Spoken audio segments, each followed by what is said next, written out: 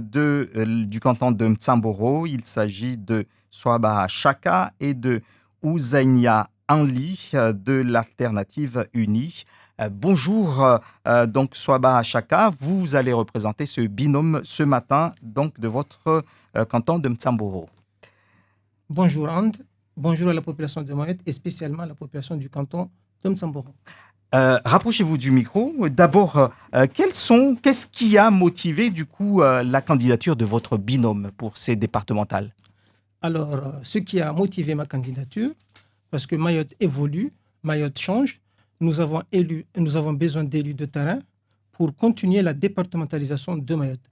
Parce que depuis la départementalisation de Mayotte en 2011 et la rupéisation de Mayotte, Mayotte n'a pas vu la départementalisation, et notamment dans le canton de Mtsamboro. Et c'est pour cela que moi et ma binôme Ouzainia Anli ont décidé de candidater à l'élection au conseil départemental.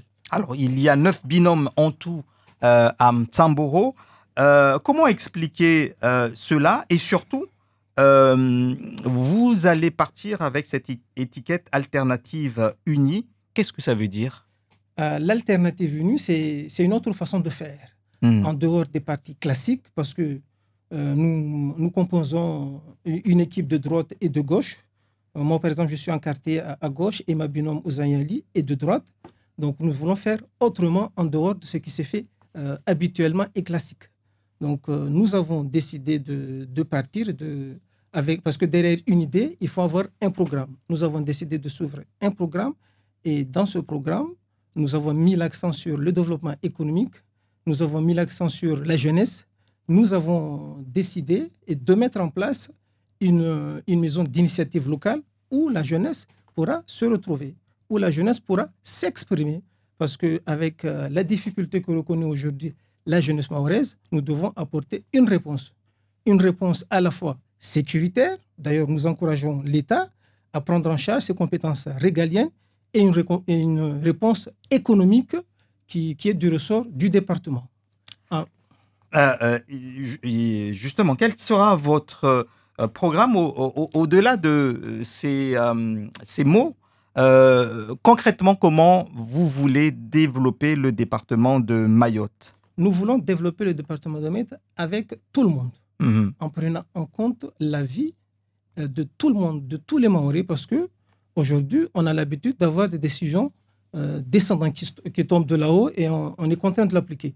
Nous voulons une décision ascendante qui prenne en compte la réalité du terrain avec les hommes du terrain pour mieux gouverner. Parce qu'on ne peut pas, jusque-là, on a fait, parce que quelques personnes sont assises dans leur bureau et qui décident pour Mayotte. Moi, je pense qu'à un moment, il faut dire stop et faire autre chose. Faire autre chose en écoutant, faire autre chose, en développant, faire autre chose, en créant l'innovation, parce qu'il faut faire les choses autrement, faire autrement, en développant aussi nos différents réseaux. Il faut que Mayotte devienne le hub. Par exemple, le port de Mayotte doit devenir le hub sur la zone océan Indien et vers l'international, qui doit tourner vers l'international. Nous devons aussi améliorer l'aéroport et, s'il le faut, construire un autre aéroport en grande terre, parce que Mayotte doit se développer.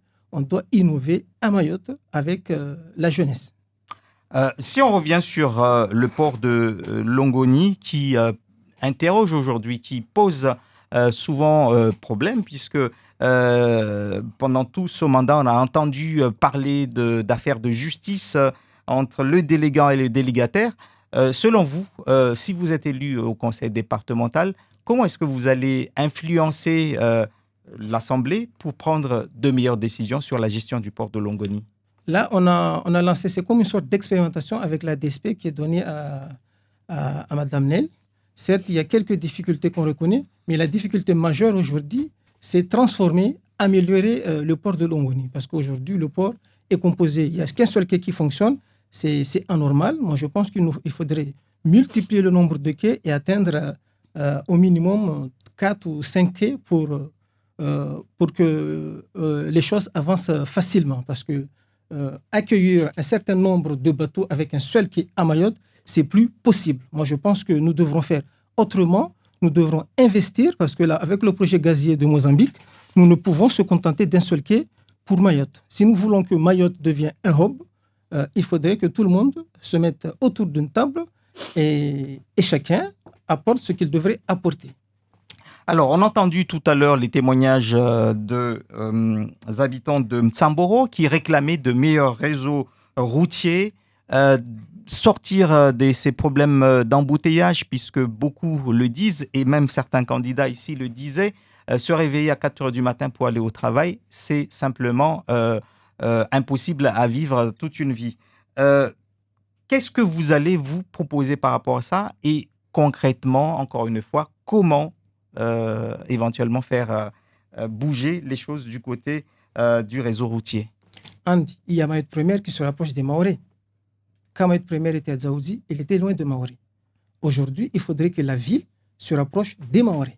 Si la ville se rapproche des Maorés, on réglera ce problème facilement parce qu'on aura beau construire, mais si on ne fait pas cet effort, il faudrait que le pouvoir public puisse prendre une décision afin de concentrer les bâtiments publics tout le long de Mayotte. Parce que si on concentre tout dans le Grand Mamoudzou, le problème ne sera pas réglé. Donc, selon vous, ce ne sont pas des réseaux routiers qu'il faut développer, mais c'est plutôt décentraliser certains services? Dans un premier temps, parce que développer les réseaux routiers, il faut prendre du temps. Ça va prendre 2 ans, ça va prendre 3 ans. Dès l'année prochaine, nous allons décentraliser les services. Et quand on décentralise les services, bon nombre de cadres, bon nombre de salariés mahorais ne mettront pas du temps pour venir au travail. Imaginons pour le conseil départemental, vous êtes élu conseil départemental. Quel service au conseil départemental souhaiterez-vous délocaliser vers Mtsamboro, par exemple? Il y a pas mal de services. Normalement, actuellement, il y a le service, par exemple, le service social. Le service social doit être déconcentré dans le canton de Mtsamboro. Moi, je pense qu'il y a d'autres services comme les services techniques qui n'ont pas lieu d'être à Mamoudzou. Et il y a quelques services aussi comme le service routier ou bien les services qui peuvent vous... Parce que, regardez, il y a le RSA. Le RSA, aujourd'hui, il est à Dzoumogné. Donc, il y a quelques salariés qui travaillent à Dzoumogné. Donc, moi, je pense que ces gens-là viennent le matin au travail sereinement. Et quand on vient travailler sereinement, moi, je pense qu'on est totalement actif pour faire son job. Alors, il faut une majorité au conseil départemental. Quel genre de majorité vous souhaitez, puisque vous dites que vous êtes plutôt de gauche et votre binôme de droite? Vous serez éclaté? Vous allez faire comment? Nous avons justement dépassé ces clivages politiques. Et Mayotte n'a pas besoin d'opposition pour gouverner.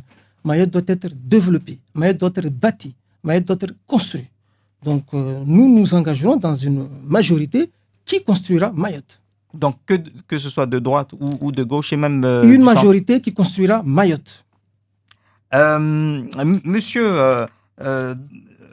est-ce que vous pensez aussi que aujourd'hui, lorsque les Mahorais sont consultés, lorsque les élus sont consultés pour un loi-programme, il y a un sens par rapport à cela, ou vous faites partie de ceux qui disent il est hors de question de participer à ces consultations loi-programme?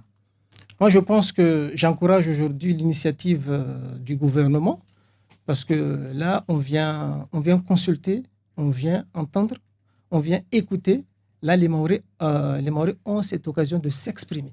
Moi, je pense qu'à un moment, certes, on a été consulté pendant un certain nombre de temps, mais là, je pense qu'il faudrait encourager cette initiative. Et à partir de cette initiative-là, je pense que certainement, les doléances des Mahorais seront entendues. Est-ce que le conseil départemental que vous serez ne devrait pas s'inspirer de cela, consulter de temps en temps les Mahorais, puisque souvent, on entend parler de ça, du fait que au CD, ils décident ce qu'ils veulent, etc. On a vu très souvent les collectifs des citoyens s'opposer à ce genre de politique. Vous, comment agirez-vous lorsque vous serez en face de certains collectifs qui ne voient pas, par exemple, de bon œil certaines décisions? Est-ce qu'il faudrait consulter? Moi, je pense que chacun a sa position. Mais ma position, il est tout à fait primordial d'écouter tout le monde. Certes, il y a eu beaucoup de consultations. Les Mahorais commencent à en avoir marre. Ils veulent de l'action. Mais au-delà de ces consultations, il faudrait avoir un document d'évaluation de ces consultations. Il faudrait qu'on évalue enfin ce qui a marché et ce qui n'a pas marché. Aujourd'hui, qu'est-ce qui n'a pas marché au conseil départemental, selon vous? Je disais en préambule que nous ne voyons pas l'acquis de la départementalisation à Mayotte et notamment dans le canton de M'Samboro. Nous ne pouvons pas circuler librement, même si ce n'est pas une compétence du département, mais quand on est à Mayotte, nous avons ce devoir d'être libre. Nous avons ce devoir d'aller et de revenir à tout moment. Nous avons, et puis j'aimerais ici dire à l'ensemble des Mahorais que n'ayons pas peur. Nous sommes sur notre territoire et dans notre territoire, nous avons un rôle à jouer. Et donc, maîtrisons nos rôles, maîtrisons nos compétences, mais il ne faut pas s'y perdre. N'ayons pas cette lassitude, mais il y a de l'espoir. On garde espoir. Merci Swabaha Chaka d'avoir été l'invité de Zakuli. Je rappelle que votre binôme, c'est Ouzainia Anli et que vous êtes donc de cette étiquette alternative unie. Merci bien.